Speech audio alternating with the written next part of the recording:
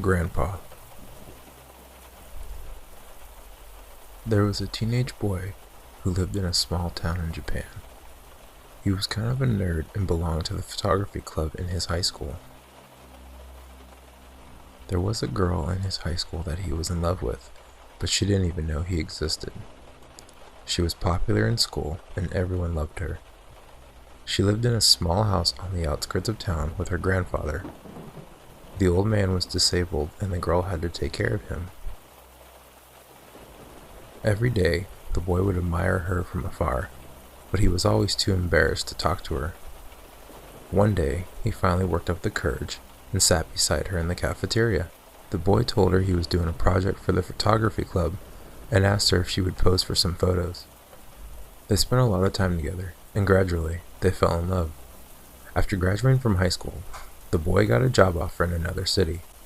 He decided to move and invited the girl to come with him. She said she would like to come, but she couldn't leave her grandfather. The old man was ill and unable to care for himself. On the day he was leaving, the boy drove over to her house to say goodbye to her. When he arrived, the girl was waiting outside with her suitcase. She jumped into his car and said, "Let's go." "But what about your grandpa?" the boy asked. "Grandpa will be all right," the girl replied happily. "He doesn't need me anymore." The boy was suspicious, so he went into her house and looked around. He found her grandfather lying on the ground in a pool of blood. The boy was horrified and let out a startled scream. Then he turned around and saw that the girl was standing behind him. She had a bloody knife in her hand and she was smiling. "Shh. Don't wake Grandpa. He's sleeping now." The boy fled, screaming in horror. He jumped into his car and took off, never looking back. He went to Tokyo, started his new job, and tried to forget all about what he had seen. 10 years later, it was all but a distant memory. Then one day, he received a letter. His old schoolmates were having a class reunion, and he was invited. All the old memories came flooding back. He decided to venture home. At the high school reunion, he met up with all his old friends. They drank and told stories. All the time, he tried to have fun. But he couldn't stop thinking about his old girlfriend. He couldn't get her face out of his mind, and he couldn't forget the sight of her grandfather's bloody corpse. He asked everyone what happened to the girl, but nobody seemed to remember her. They didn't even remember her name. He showed them pictures he had taken of the girl, but still, nobody seemed to recognize her. One of the older teachers at the reunion vaguely recalled a murder that happened in the town. She said a young girl had murdered her grandfather. "But that all happened over 60 years ago," she said. He left the reunion and drove out to where the girl's house had been, but there was nothing there.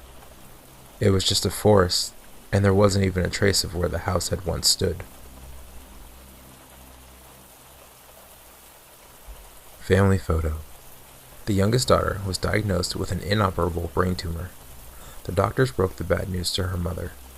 They told the poor woman that her daughter had only 3 more months to live. The family was devastated by the horrible news. The mother decided to have a family photo taken while her youngest daughter was still alive.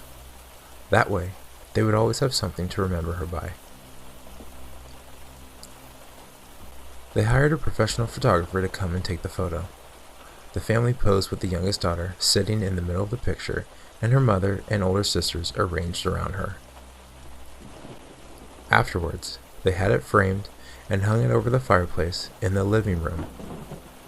3 months later, the youngest daughter died in the hospital. Her mother and her 2 sisters were at her bedside when she passed away. The funeral took place 2 days later. After the funeral, the mother was sitting in the living room when she happened to glance up at the family photo over the fireplace. She was horrified to discover that her daughter's face in the photo was shifting and changing. It looked distended and deformed, almost demonic. They brought the family photo to the professional photographer and complained. He said he had no explanation for why the photo would suddenly change, making the dead child appear so grotesque. The mother was at her wit's end. She took the family photo to a psychic and begged the psychic to tell her what was wrong. The psychic took one look at the family photo and recoiled in horror. "I'm sorry to have to tell you this," she said. "Unfortunately, your daughter fell into hell." Nobody. There was an old man who was an alcoholic. Every morning, when the local bar opened, he would go inside and order a drink. He would not emerge until closing time, drunk and disoriented. Then he would stagger home and fall into bed. One rainy, windy night, the old man was on his way home and decided to take a shortcut through an alley. A gust of wind blew a tile off of a roof just as he was walking by. The tile hit him on the head and smashed into tiny pieces. The man was knocked to the ground. As he struggled to his feet, clutching his aching head, he looked up. "Who did that?" he asked out loud. The wind whistled through the alley, and he thought he heard a faint voice whisper, "Nobody." The man turned around quickly. The alley was dark and deserted. Nobody was there. "Who said that?" he demanded. Nobody replied.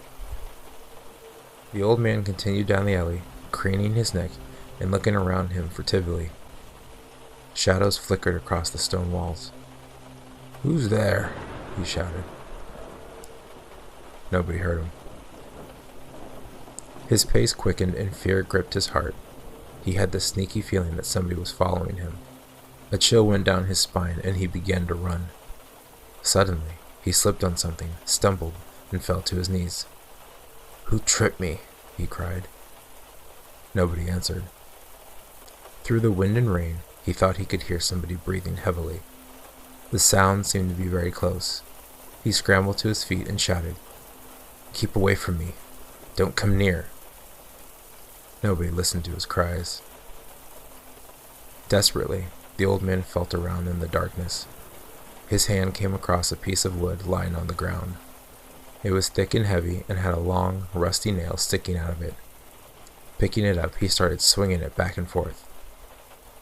"Get back!" he screamed. "Get away from me!" He lashed out at the darkness, using the length of wood like a club. He accidentally swung the piece of wood too hard and hit himself in the head. The force of the blow drove the rusty nail right into his brain and killed him. The next day, 2 policemen were walking their beat when they came across the dead body of an old man lying in the gutter. "Who would have killed him?" asked one of the policemen, thinking out loud. The wind whistled through the alley, and he thought he heard a faint voice whisper, "Nobody." The baby's crib. A few years ago, a married couple moved into a new house with their newborn son. One night, the mother heard the baby crying, so she got out of bed and went to see what was wrong. Suddenly, the baby stopped crying. The woman thought that he must have just fallen asleep again, so she went back to bed. A few hours later, she was awoken by the sound of the baby crying again. The woman got up and went back to check on him. As she opened the door to her baby's bedroom, the crying stopped. She was shocked to see a young boy, around 6 or 7 years of age, standing beside the baby's crib. He seemed to be stroking the baby's head and calming him down. Just then, he turned to look at the woman and suddenly disappeared into thin air. The woman screamed and ran to tell her husband. He got up and searched the entire house, but there was no sign of the mysterious young boy. A few days later, the mother was talking to one of her neighbors and happened to mention the strange incident that had happened that night. The neighbor already knew all about it. She said that there were rumors that the house was haunted by the ghost of a young boy. He had died of an illness about 80 years before, and his body was buried under the house. The couple dug up the crawlspace under their house and unearthed a pile of old bones. The spot where they were located was directly under her baby's crib.